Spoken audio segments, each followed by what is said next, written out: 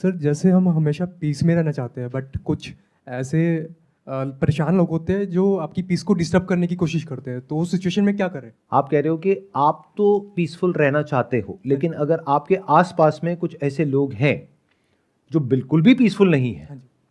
तो क्या करें? इसका मतलब क्या है कि आप उन लोगों से पीछा नहीं छुड़ा सकते हो। अगर छुड़ा सकते होते तो ये क्वेश्चन नहीं पूछते। मतलब कि वो लोग या तो आपके घर में हैं, या आपके पड़ोस में हैं, या आपके ऑफिस में हैं, सोसाइटी में हैं, कहीं पर भी हैं। तो अगर आप सोसाइटी की बात कर रहे हो तो जितना हो सके ऐसे लोगों से दूर रहो।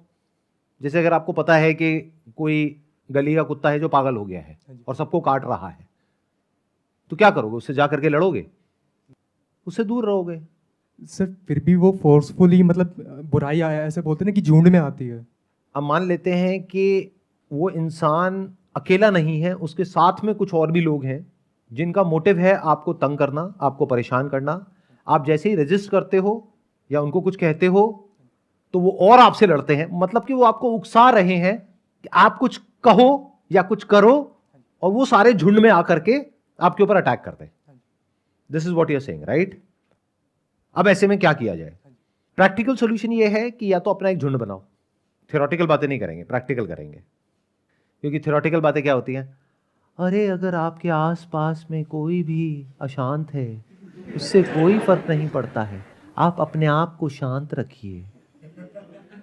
सर ऐसे शांत बैठेंगे लोग कमजोर समझेंगे फिर। Exactly, that's the point. जिन लोगों के साथ में कुछ गलत होता है, जैसे आपके साथ में अगर कोई कुछ गलत कर रहा है और आप चुप बैठे हो, तो दुनिया आपको बेवकूफ समझती है। तो मैंने क्या कहा है अपने कई सेशंस में? You need to be as powerful as possible, as powerful as you can, not to dominate others but to defend yourself. खुद को कैपेबल तो बनाना सर। बनाना ही पड़ेगा, ये दुनिया ही ऐसी है। This is called survival of the fittest. मतलब ये क्या है? अगर आप ध्यान से देखोगे, ये पावर गेम है, और ये आज से नहीं चल रही है, सदियों से चल रही है। और सिर्फ इंसानों में नहीं है, जानवरों में भी है। जानवरों में अगर आप ध्यान से देखोगे, जैसे कोई शेर है, चीता है, तो सबकी अपनी अपनी टेरिटरीज होती है। तो किसी एक की टेरिटरी में अगर कोई और आ जाता है तो उनके बीच में लड़ाई होती है, और फिर दोनों में से एक अपनी हार मान लेता है और वो वहां से चला जाता है, और वो टेरिटरी फिर दूसरे की हो जाती है। तो ये जानवरों में भी है। इसको पावर डायनामिक्स बोलते हैं, पावर गेम्स बोलते हैं। तो अब क्या किया जाए? प्रैक्टिकल सॉल्यूशन, कोई थियोरेटिकल बातें नहीं। क्योंकि अगर कोई सामने से आपको गाली दे रहा है और मैं कह रहा हूं कि भाई शांत रहो, तो कब तक शांत रहो? चलो आपको गाली दे रहा है, आप शांत रह सकते हो, ठीक है। आपकी मां को गाली दे रहा है, शांत रहोगे? बाप को गाली दे रहा है, शांत रहोगे? क्या भगवत गीता में यही सिखाया गया है? क्या भगवान कृष्ण अर्जुन को यह सलाह दे रहे हैं कि बेटा एक काम कर, सामने ना लड़ाई हो जाएगी, उसमें कुछ पड़ा नहीं है, एक काम कर, छोड़ करके भाग जा? ये सलाह दे रहे हैं? या वहां पर उसको सिखा रहे हैं कि तुम्हारा कर्म है, धर्म है, अब चाहे कुछ भी हो कॉन्सिक्वेंस, तुम्हें अपनी तरफ से कुछ गलत नहीं करना है, तुम्हें हमेशा शांति चाहनी है, तुम्हें हमेशा अपने माइंड में अपना जो एंड गोल है वो पीस को रखना है, यानी शांति को रखना है। लेकिन अगर सामने वाला अशांत है और शांति नहीं चाहता है और उसके लिए एंड रिजॉर्ट है लड़ना ही पड़ेगा, तो लड़ाई के लिए तैयार रहो।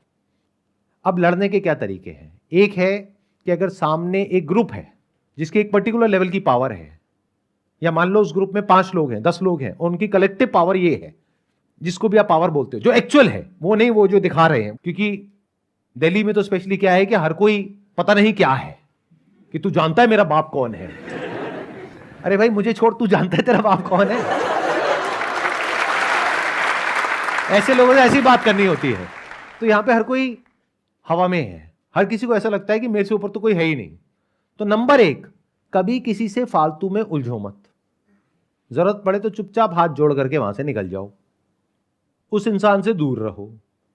लेकिन अगर कभी सामने वाला इंसान आपके ऊपर अननेसेसरी हावी हो रहा है और जरूरत से ज्यादा आपका टॉर्चर कर रहा है, मेंटल, फिजिकल, तो आपको पता होना चाहिए कि अपने आप को डिफेंड कैसे करना है। क्योंकि अगर आपको वो नहीं आता है तो मेंटल पीस की आप बातें कर सकते हो, लेकिन आपकी मेंटल पीस की पूरी धज्जियां उड़ जाएगी। बिल्कुल ऐसा है कि आप सो रहे हो लेकिन आपके गले के ऊपर तलवार लटक रही है, और मैं कहता हूं इस सब से क्या फर्क पड़ता है? शरीर मरता है, आत्मा नहीं मरती है। तुम एक शांत आत्मा हो, क्यों परेशान हो रहे हो? सुखी रहो। ये सब क्या है? एक तरह से हिप्नोटाइज करना हो गया, बेवकूफ बनाना हो गया आपको। प्रैक्टिकल कुछ भी नहीं है इसके अंदर। तो जब जरूरत हो, यानी जब अति हो जाए, तो वहां पर सीखो साम दाम दंड भेद चाणक्य नीति। देखो महाभारत में जब ऐसा कोई मौका आता था तो भगवान कृष्ण किस तरीके से लड़ते थे, ये सीखो, क्योंकि ये कहीं सिखाते नहीं है। स्कूल में, कॉलेज में, घर पे लड़ना सिखाते हैं आपको? लड़ना मतलब फिजिकली नहीं, वो तो फिर भी एक बार को सिखा देंगे। साइकोलॉजिकली कैसे लड़ते हैं, कैसे सोच समझ के उसका जो वार है उससे खुद को बचाते हैं, और उसके ऊपर पलट करके इस तरीके से वार करते हैं कि लीगली आप कुछ भी गलत ना कर बैठो, नहीं तो अपना ही नुकसान कर बैठोगे। इन अदर वर्ड, सामने वाले ने आपको भड़काया और आप गए, आपने पत्थर उठाया, ले आके उसके सर पे मार दिया गुस्से में, उसके बाद में पूरी जिंदगी जेल में बैठे हुए हो। क्या फायदा हुआ? नुकसान किसका हुआ? उसको तो कुछ देर का दर्द हुआ, उसके बाद में राम नाम सत्य है, बट आपका तो पूरी जिंदगी भर का काम हो गया। सर इस केस में ये सोचे कि जितना वो फोर्स लगा रहा ना, चाहे फिजिकली, उससे थोड़ा अधिक लगाओ, बट उसको भी नुकसान ना होए और वो समझे कि पावरफुल है। ये गलती कभी मत करो। अगर वो फिजिकल फोर्स लगा रहा है तो आप साइकोलॉजिकल फोर्स लगाओ। अब मैं आपको एक बहुत मजेदार बात बता रहा हूं, हर इंसान की कोई ना कोई कमजोरी होती है, उसको बोलते हैं दुखती हुई नस, वो समझना होता है। तो इतने बिजी मत हो जाओ ये सोचने में कि वो मेरा क्या बिगाड़ सकता है, नहीं तो आप कहां चले जाओगे? आप फियर की एक ऐसी साइकिल में ट्रैप हो जाओगे जिसको एंजाइटी कहते हैं। आप बैठे बैठे बस यही सोचते रहोगे कि अभी तो उसने ये किया है, अब कल ये ना हो जाए, परसों ये ना हो जाए, अच्छा वो ये ना कर दे, वो ना कर दे। भाड़ में गया वो, क्या करता है क्या नहीं करता। आप ये देखो आप क्या कर सकते हो। तो सामने वाले की दुखती हुई नस को समझो, पकड़ो और उसको थोड़ा सा दबाओ, ज्यादा भी मत दबाना। ये माइंड गेम होता है। बाहर जो है वो आप बाद में जीतते हो, बाद में हारते हो किसी भी लड़ाई में। पहले आप अपने माइंड के अंदर हारते हो और जीतते हो। तो माइंड में कैसे जीतते हैं वो मैं आपको बता रहा हूं।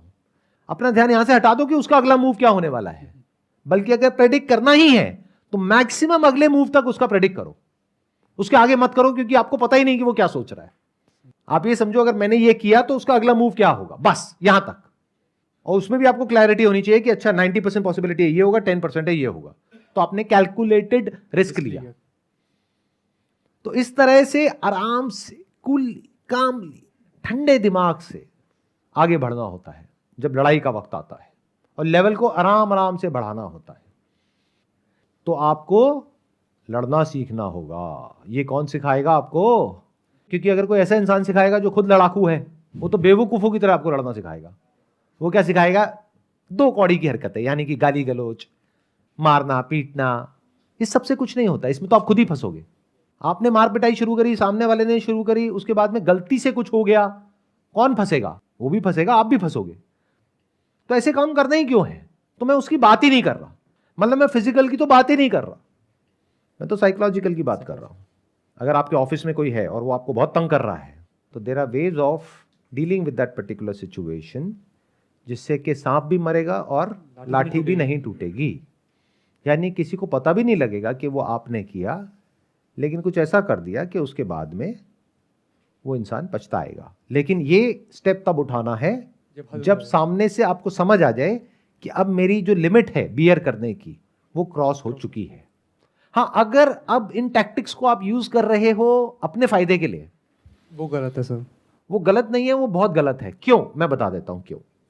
फॉर एग्जाम्पल, ये जो मैंने आपको बोला कि इस तरीके से कुछ किया जा सकता है, अब आप कहते हो यार आइडिया तो बढ़िया है, क्योंकि मेरे ऊपर जो बंदा बैठा है अगर उसको हटा देता हूं तो उसकी सीट मेरे को मिल जाएगी, मेरी सैलरी इतनी है, वो बढ़ करके इतनी हो जाएगी, तो ये तो बहुत बढ़िया आइडिया है, चलो उसको हटाता हूं अपने रास्ते में से। अगर ऐसे आप बन गए तो अब आप अंदर से करप्ट हो गए। अब आपका दिमाग ऐसे ही चलेगा, और जिसका दिमाग ऐसे चलेगा, यानी अपने आप को डिफेंड करने के लिए नहीं चलेगा, अटैक करने के लिए चलेगा, वो इंसान जिंदगी में कभी तरक्की नहीं कर सकता। और अगर तरक्की कर भी लेगा बाहर, अंदर से उसको कभी मन की शांति नहीं मिल सकती। उसको पता ही नहीं होगा कि मन की शांति होती क्या है। देखो, लाइफ का अल्टीमेट गोल क्या होना चाहिए कि आपको किसी तरीके से बाय हुक और बाय क्रुक थोड़ी सी और सक्सेस मिल जाए, थोड़ा सा पैसा मिल जाए, ये इंपॉर्टेंट है। ये लॉन्ग टर्म में मन की शांति मिल जाए, चाहे पैसा थोड़ा कम हो। क्या ज्यादा इंपॉर्टेंट है? मन की शांति कैसे मिलती है? और मन अशांत कब होता है? जब भी आप कुछ गलत करते हो तो चाहे दुनिया को नहीं पता है, आपको तो पता है ना, तो मन अशांत हो गया। इसको कहते हैं कर्म फल। लोग समझते नहीं है कर्म फल क्या होता है। कर्म का फल इमीडिएट होता है, बाद में थोड़ी ना होता है। जहां आपने किसी के साथ में कुछ भी अनफेयर किया, कुछ भी गलत किया, आप गलत हो गए, और जो गलत हो गया वो दुखी हो गया। जितना गलत हो गया उतना ही दुखी हो गया। सिंपल सा रूल है। और जो अंदर से जितना सही है वो उतना ही सुखी है। फॉर एग्जाम्पल, मेरी फितरत बन गई आप लोगों को बेवकूफ बना करके किसी तरीके से पैसा कमाने की, तो बाहर से मैं अपने आप को जैसा मर्जी दिखाता रहूं, क्या अंदर से मैं कभी भी सुखी रह सकता हूं? और अगर अंदर से मेरी नीयत साफ है, और अगर आप लोग मेरे बारे में कुछ उल्टा भी बोल रहे हो, तो क्या मैं दुखी होऊंगा? क्योंकि मुझे पता है ना मेरी नीयत साफ है। तो नीयत बहुत बड़ी चीज होती है जिंदगी में। अपनी नीयत हमेशा साफ रखो। तो अगर जो भी मैंने अभी तक कहा उसको मेरे को सम अप करना हो अपने मन को शांत रखने के लिए, तो वो क्या है कि इस दुनिया में you can not afford to be weak. जो कमजोर होगा ये दुनिया उसको इस तरीके से तंग करेगी कि वो इंसान की जो हालत है वो बद से बदतर होती चली जाएगी। यानी कि अगर आप मेंटली कमजोर हो तो बाहर के लोग तो छोड़ो, आपके अपने घर वाले ही आपको नहीं छोड़ेंगे। मेरी बात ध्यान से सुन लेना। सुनने में थोड़ी सी अलग है वो जो आप मॉरल साइंस की बुक्स में पढ़ते हो, क्योंकि वहां पे बहुत ही लीनियर तरीके से कुछ बताया जाता है। अगर आप अपने माँ बाप की सेवा कर रहे हो तो आप अच्छे बेटे हो, नहीं कर रहे हो तो बुरे बेटे हो। अच्छा, अगर माँ बाप किसी बात को लेकर के बार बार आपको बोलते चले जा रहे, उसको सुन करके आपका जो मेंटल बैलेंस है वो खराब हो रहा है, तो कौन सा वो पॉइंट आएगा जब जा करके आपको पलट करके जवाब देना है, और क्या देना है या नहीं देना है। इनफैक्ट अगर आप महाभारत को ध्यान से समझोगे, भगवत गीता को ध्यान से समझोगे, तो लड़ाई कभी भी दूसरों से नहीं होती है, अपनों से होती है। अर्जुन इतना ज्यादा कंफ्यूज नहीं था, उसको भगवान कृष्ण ने जान करके कंफ्यूज किया, नहीं तो जरूरत नहीं थी। भगवान कृष्ण अर्जुन को यह भी बोल सकते थे कि भाई यहां पे तुम लड़ने के लिए हो, लड़ो, अपना क्या फालतू की बातें कर रहे हो। भगवान ने क्या किया, रथ को ले जा करके सामने बीच में खड़ा कर दिया और कहा ये देखो, ये सारे तुम्हारे अपने हैं जिनको तुम्हें मारना है। उसके हाथ कांप गए। जिंदगी में जो सबसे बड़ी लड़ाइयां होंगी ना आपकी, वो अपनों से होगी। दूसरों को तो छोड़ ही दो, अपने पड़ोसियों को तो आप हैंडल कर लोगे, ऑफिस में जो लोग हैं उनको तो हैंडल कर लोगे, अपनी वाइफ से कैसे डील करोगे, अपने पेरेंट्स से कैसे डील करोगे, बच्चों से कैसे डील करोगे, ये सबसे बड़ी लड़ाइयां हैं लाइफ की। तो यहां भी सीखना पड़ेगा कि कौन सा वो पॉइंट होता है जहां पे जा करके आपको पलट करके जवाब देना होता है या एक स्टैंड लेना होता है, और कहां पर हल्के फुल्के तरीके से आया गया करना होता है। दोनों जरूरी है डिपेंडिंग अपॉन द सिचुएशन। और मजे की बात क्या है, जो मैंने देखा है, जहां तक मैंने ऑब्जर्व किया है, मुझे देख करके अजीब भी लगता है, कई बार मैंने देखा है कि ऐसी बहुत बड़ी बड़ी बातें हो जाती हैं घरों में जहां पर एक्चुअल में लड़ाई होनी चाहिए, लेकिन वहां पर कोई लड़ाई नहीं होती, सब अपने मन में रख के बैठे होते हैं। और छोटी छोटी बातें होती हैं जहां पर कोई लड़ाई होनी ही नहीं चाहिए, वहां पर लड़ रहे हैं। मतलब एग्जैक्ट उसका अपोजिट हो रहा है जिसकी मैं बात कर रहा हूं। मैं क्या कह रहा हूं, छोटी मोटी कोई भी चीज है उसको आया गया कर दो, कुछ बड़ा है तो अपने आप को तैयार कर लो लड़ने के लिए।